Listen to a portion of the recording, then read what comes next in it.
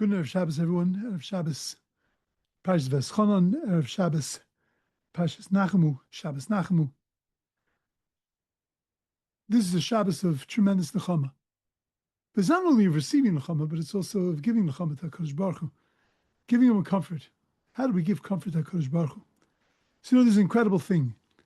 In Parak Shira, which is 84 elements of the natural world that contribute to the incredible symphony of the entire world, each one of them sings a song. There's a bird that's identified as the Ri Sufi. The Ri Sufi is a kind of bird that he doesn't like the cold, but he doesn't want to go south because he doesn't want to miss the beginning of spring. So how does the bird survive the winter? So this group of birds, the Ri Sufi, they go down to the bottom of a ditch, they make a tight circle, and every bird buries his head in the wings of the next bird. And this way they stay warm because they stay connected to each other. And what's the pasuk of the Ri Sufi? What verse does the Ri Sufi say? Says Parak Shira, Nachamu, Nachamu, Ami.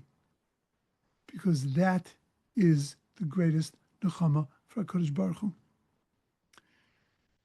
Koshalei Peidaschem. We were separated from him. Tisha B'Av, we sat on the floor and cried our eyes out. I feel so separated. I feel so disconnected. So you want to fix that? You want to feel connected? Connect to each other. When you connect to each other, ultimately you'll be able to connect to me, says God.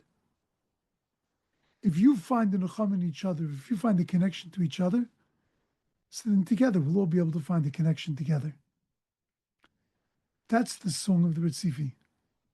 Nachamu, Nachamu, Ami. Become Ami. Become my nation. And when you become my nation, that's when there's going to be a tremendous comfort. A comfort for us and a comfort for the Master of the universe. Have a beautiful, awesome, amazing Shabbos.